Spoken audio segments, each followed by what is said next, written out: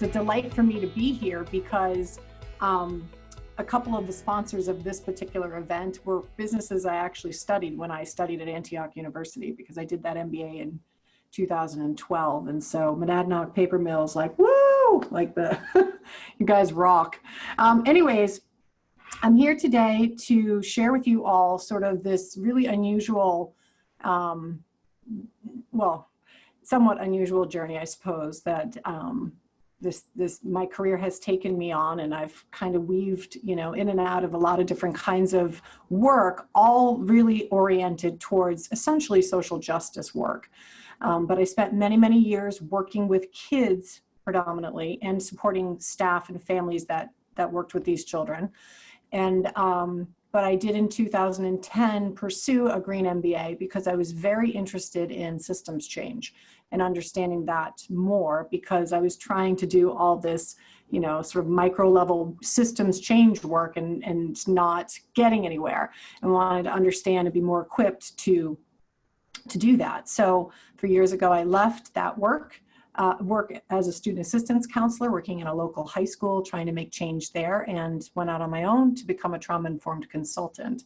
And it's exciting work. It's very much a growing movement, and it's part of the reason why it's growing so rapidly and why it's so relevant right now is that we have this intersection of multiple disciplines of study that essentially are what is known as traumatology. That's sort of the term used to describe these various disciplines of study that are coming together and helping us to really reinterpret human behavior and the factors that contribute significantly to physical and mental health.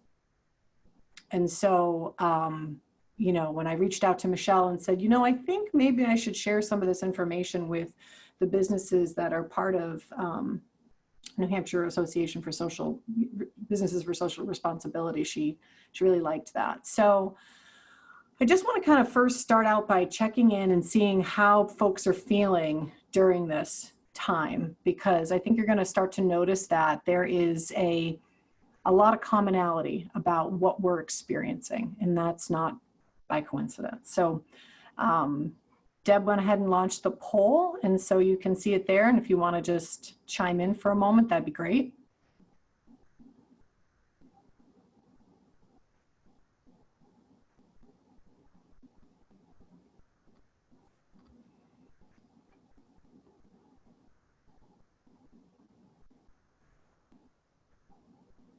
Okay.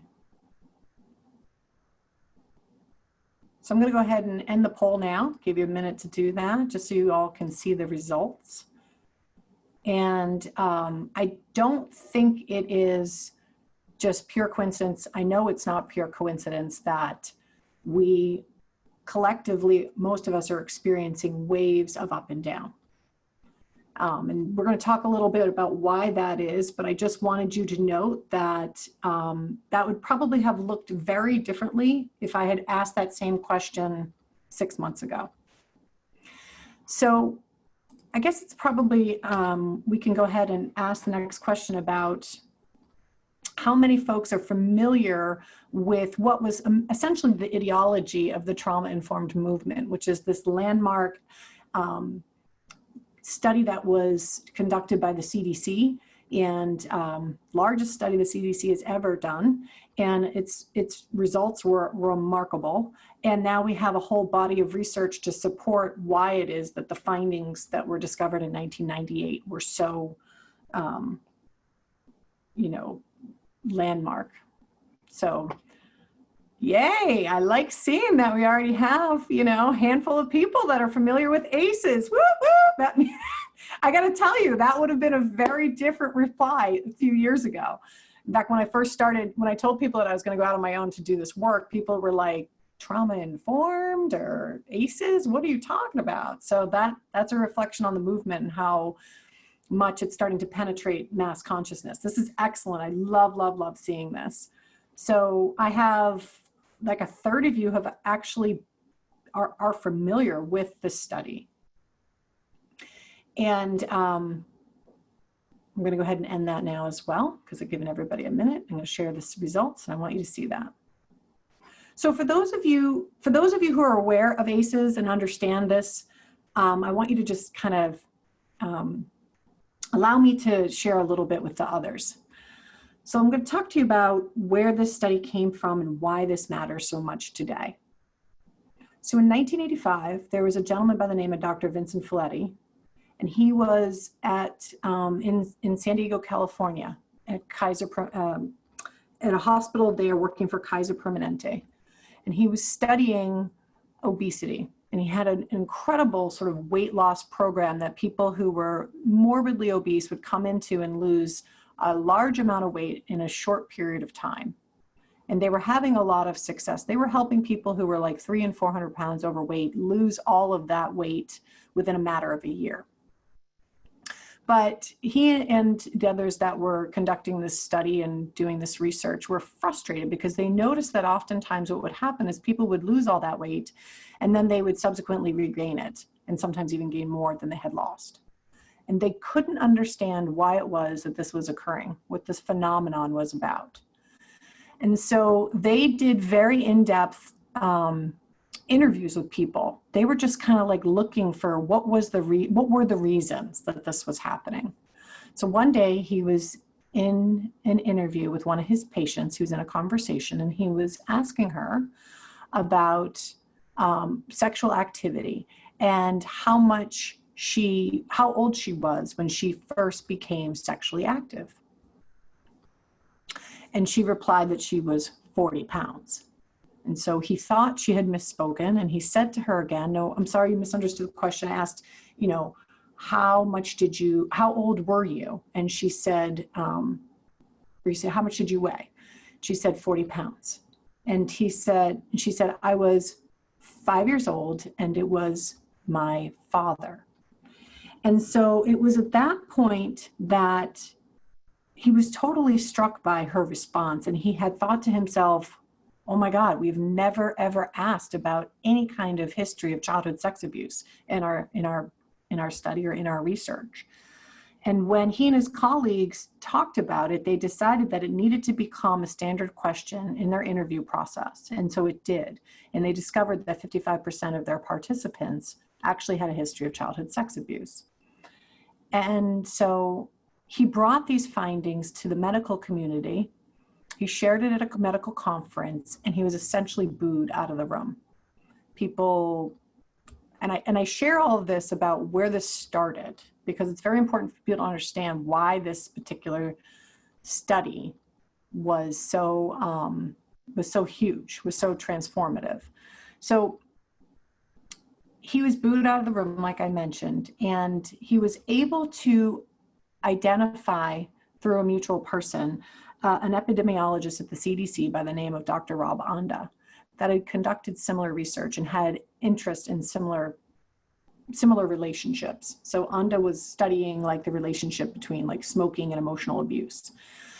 So these two gentlemen came together and decided that they needed to develop a study that would be so huge, meaning it would have so much participation that no one could argue with the results. No one could dismiss what they discovered. So that's exactly what they did. So they asked actually 22,000 people, 17,000 was the amount of people that ended up participating in the entire study, but they asked 22,000 people, adults, patients of Kaiser Permanente, about 10 categories of adverse childhood experiences. And then they took those answers and they correlated them with the 10 leading causes of death. And what they discovered just totally like wrecked them. They could not believe the incredible relationship between adversity in childhood and later mental and physical health problems. So here's just a simple slide about that. What they discovered is, first of all, childhood adversity is extremely common. So the 10 categories are 3 categories of abuse, 2 categories of neglect, and 5 categories of household dysfunction. Deb's going to share out with you in the chat a link to the Asus Questionnaire, which is essentially those 10 questions that were originally asked. And I encourage people often to take that and to know what your Asus score is. It's very reflective of who you are, and even, or potentially can be very reflective of who you are and even how your health is, okay? And so part of the reason why I say all of this is because that study was published in 1998, and it only has become or penetrated mass consciousness in the last 5 to 10 years, because it took all of that time between 1998 and today for there to be a much larger body of science and research to support what those early findings indicated, which is that our body and our brain are impacted by trauma, significantly impacted. So I want you to take a look for a moment at this very sort of simplistic model of the brain. This is the model that has been developed by Dr. Bruce Perry, who's the foremost, expert in childhood trauma. And one of the things that I love about Perry's work is that he really helps us to understand that there are parts of our brains, they're actually the parts of our brain that first develop and grow. There are parts of our brain that remain unconscious, meaning they're ticking and they're working and we're not thinking about it, right? And so if you see the pink area of the diagram, you see the yellow area of the diagram, these two areas are responsible for our autonomic functioning, especially the brainstem. It's regulating our heart rate, our blood pressure, our digestion. We don't think about those things. Those things just happen. It's also the part of the brain that is interpreting sensory cues, okay? So the vast majority or all of our experience is defined by the sensory experiences that we're having in a moment. All right, so, if you're sitting out in the sun, you might feel the warmth that might make you feel relaxed, or you might be a person who's a super hot body and that sun's a little bit too much, and so you're experiencing a level of discomfort. But when you start thinking about our somatosensory systems, we can start to think about how they really impact the ways in which we behave. Actually, just gonna hold there for one more minute. This is such vital understanding because in our culture for a very long time, we have believed and perpetuated the belief that human behavior and human experience is almost entirely dictated by the cortex, which is that upper level of the diagram.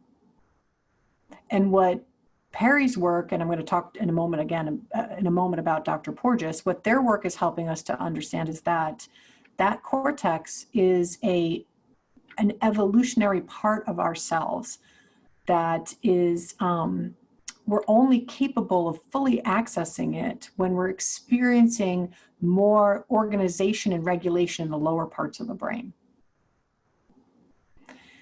The things that threaten our survival, what do I mean by that? Well, let's look at our current circumstance that's happening in this country right now. And we're seeing the riots that are happening all over the place, and people looting, and people getting hurt, and people getting killed. And those are reflections of people feeling that their survival is deeply threatened.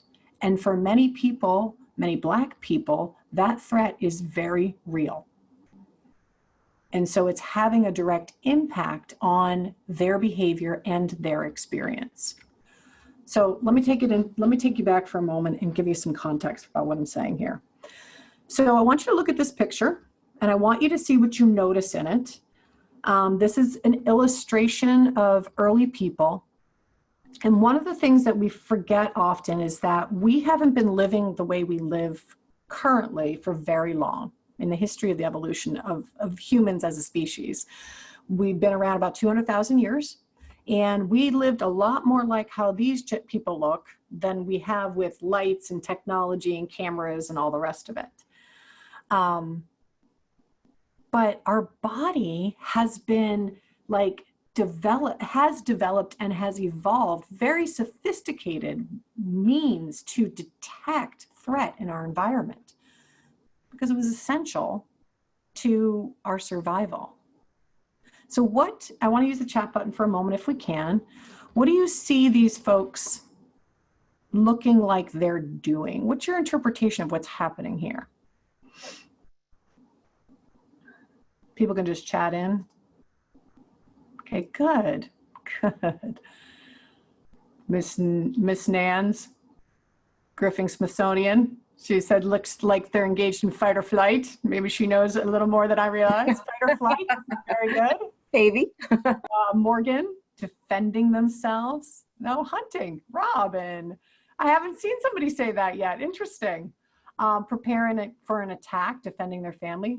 Gender-specific roles. I know it's so funny. We always say that. And anyways, that could be a whole nother conversation. But you guys are on it. So some random guy showing off. Sorry, I've never had that one before. That's hilarious. You all are on it though. What you're basically describing collectively is that these individuals are orienting or collectively orienting to some kind of perceived threat, right? And there's three stances that I really want you to notice because we're going to dig into the polyvagal theory so that you can understand why these stances are reflected in this picture. We see the gentleman with the spear. He's getting ready to fight, right? You can tell that by his body language, the fact that he's holding a weapon. And then you see the woman in the back with the young child, and she looks like she's maybe getting ready. She's looking like she's shielding the child or getting perhaps ready to run into the cave. So she's looking like she's fleeing. And then you have the gentleman in the middle, in the center, and he's crouched and he's holding his knees like this. He looks frozen to me. So here's where the polyvagal theory comes in. We have not recognized really as a culture that we freeze in the face of threat that we feel like we cannot respond to. And I say feel like, not think, but feel. Our bodies feel. Our bodies are reacting to what we perceive is a high degree of lethal threat when we freeze. And so this is actually what the military knows really well and what they try to essentially train out of soldiers through the whole boot camp process. They're trying to get them exposed enough to this threat to make the threat less novel, the experience of threat less novel, so that hopefully they can engage in fight or flight, not flight, excuse me, fight when they're on the battlefield. So many of us right now, though, let me see if I can advance this slide here to this next. Oh, I might come back to that. Oh, darn it. Okay, this is what I wanted.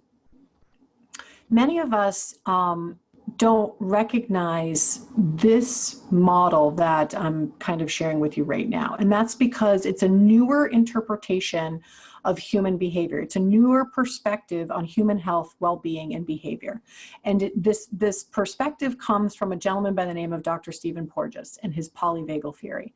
And one of the things, without getting too detailed about it and scientific about it, but one of the things that makes Porges's theory so revolutionary is that he acknowledged that, like, we've known for a long time that we have two branches of our autonomic nervous system. And the autonomic nervous system is that thing I was telling you about earlier that keeps us alive. It's, you know, the unconscious part of our bodies that keeps us ticking.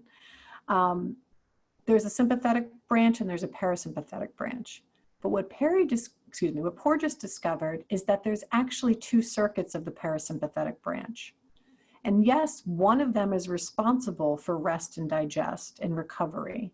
But a more ancient, unmyelinated circuit is actually responsible for immobilization and freeze and shutdown. And when we experience that in our bodies, in our lives, that's where trauma comes in. That's actually what trauma is. It's a residue of freeze in the body.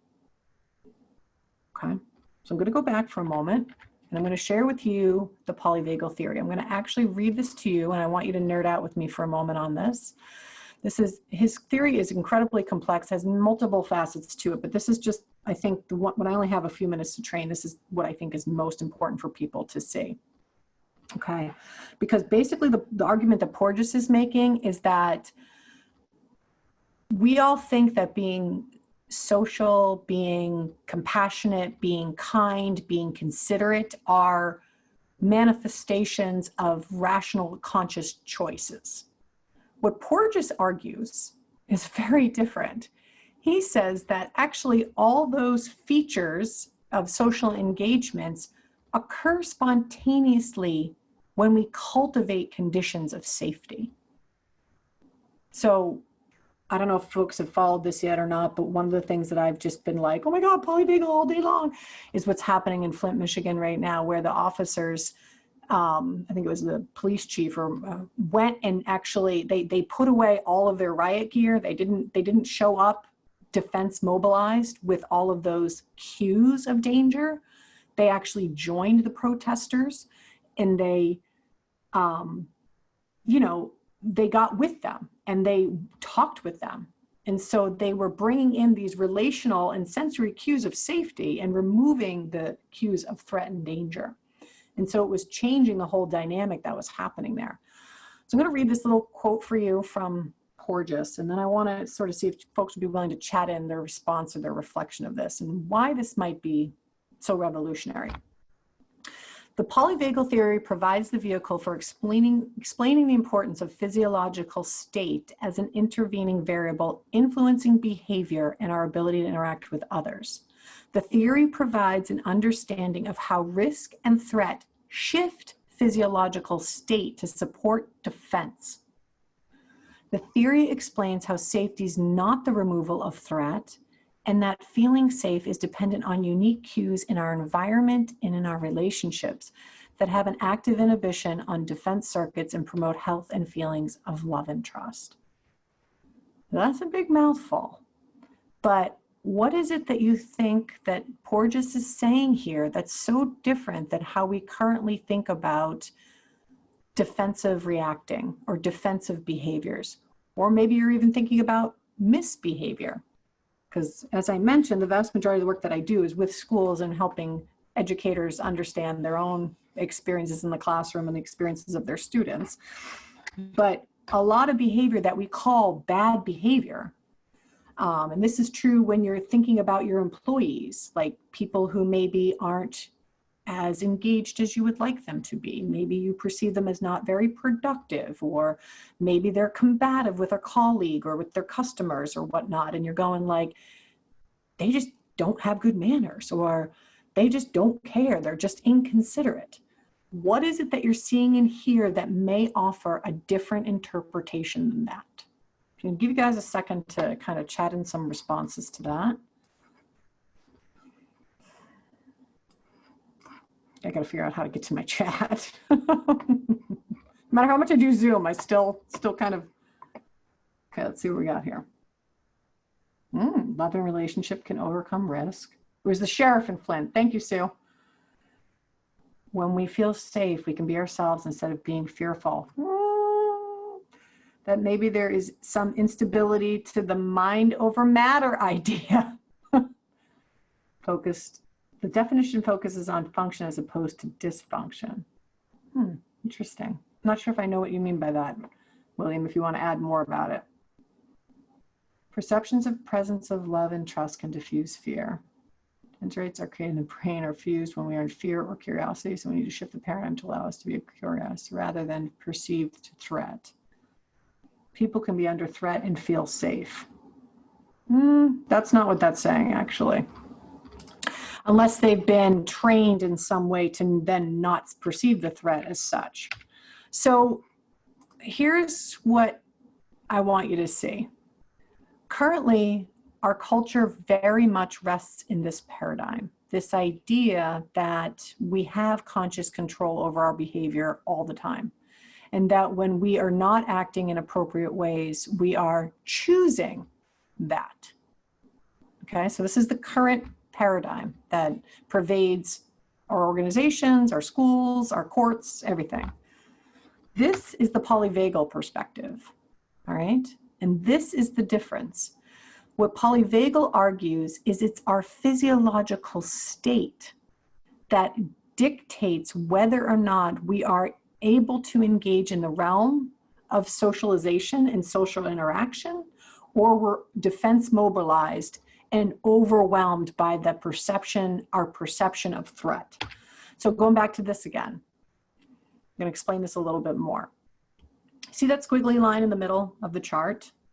That squiggly line is intended to represent the autonomic nervous system essentially activating into sympathetic charge and then discharging into parasympathetic and kind of rolling along, okay? And when that's happening in our body, then we have really good heart rate variability, and, you know, our systems are experiencing a state of balance, homeostasis. People who are in the medical field will tell you that one of the greatest causes of disease in the body is a disruption to homeostatic state, right? There's a disruption to the balance in the body. And then they all know that stress is a huge contributor to that. Some people even argue that's the entire etiology of all disease, is a disruption to homeostatic state in the body. So when we're experiencing a regulated physiological state, or we're experiencing a regulated autonomic state, then we are capable of engaging in all the pro-social behaviors that we want. We can delay gratification. We can make fantastic to-do lists and check them off because we're just, you know, our physiological state is, it's moving along well. It's, you know, we're coming in and out of feeling alert, but feeling relaxed, and, you know, things are good. But we're in a pandemic, in a racial crisis, in economic crisis. Like, we pretty much have everything going wrong that could possibly be going wrong right now, like on the verge of a little civil, you know, unrest. So most people aren't experiencing a regulated state in their bodies. I go back to that poll that you all answered at the very beginning, and it showed the ups and downs. It's not these kind of like little nice little squiggly ups and downs. It's the kind that look like this. Like, this morning I'm defense mobilized and I'm enraged and I'm, you know, furious about things that I see our president saying. And then there are moments when I feel totally overwhelmed, like, oh my God, I can't help, I can't make change, nothing I do matters. And I'm kind of in collapse and shut down and freeze, and I'm, you know, not very capable of doing much of anything in that moment other than just lying there watching TV or screwing around on my phone. So the point here is that when I saw this model, when I first got introduced to Dr. Porges's work, for me, as somebody who worked for years and years and years with children, families, and staff to help them engage in more pro-social behaviors, to help them engage in school more or productivity more or whatnot, I finally was like, oh, that's why all that mind over matter stuff that I was teaching didn't work. I mean, I explicitly taught kids about coping skills, and staff, frankly. And then I'd have those kids show up, you know, after a blowout and be like, don't you remember the breathing we practiced? Like, what happened to that? Why didn't you make that choice in that moment? And we do the same thing with colleagues, and we do the same things with employees. And having been an employee of lots of different places, depending on how trauma informed or how humanistic, you know, that organization was, had a lot to do with how I was treated. And I feel like this kind of model is so hopeful to me, because what he says is we need to be providing ample cues of safety in the environment and in our relationships in order to recruit the realm of social engagement. So I don't think we're going to have a chance to do it today, but this is a really funny video if people haven't seen it. It's all the different ways of being hangry. So there's a lot of different things that contribute to our physiological state. And some of these are listed here. So, but hunger is a huge one. So I don't know about you, but I'm totally a hangry person. So like I haven't eaten today. I got to go back on another Zoom call when I'm done with this. And I'm like, oh, this isn't going to be pretty in like another hour. I'm going to be like crazy. But things like hunger and exhaustion, endocrine functioning, and also the HPA axis in our brains and what's coursing through that, cortisol, adrenaline, the hormone input also has an impact on our physiological state. And that's particularly true at certain developmental stages. So that's, like I've got 2 moody teens. Plus I'm like 45. So I got my own like endocrine shifting happening too, like really bad mixture there. Sensory needs, sensory stimuli, cues of safety and danger, and the state of those around you. That's probably the most important one, because I have actually, that's really where my work is focused, is to helping people understand that our states are contagious. So if you experience a lot of anxiety as a person and you have to spend or share office space or spend time with a class or whatnot, you're likely to be inadvertently sharing that anxiety with them. And it's not a conscious thing. It's not even a verbal thing. It's a state thing. Like our bodies are just so sophisticated to pick up any cues of danger in the environment that if you're feeling fear mobilized, experiencing that in your body, my body actually can detect that. And I can get hijacked by your state. Conversely, I can also help you to come into a state of co-regulation with me. So if I experience more settling, if I'm experiencing safety, I can kind of invite you into that state with me. But it has a lot to do with our self-awareness. Do we even know what state we're experiencing? So that's a little bit what I was just talking about, the state sharing piece of this research and this understanding is that, again, in this country up to this point, we have really believed that people's circumstances individually determined, and it has to do with willpower and commitment. And there's just so much information out there now that counters that. It's kind of ridiculous to even try and continue to say these things. But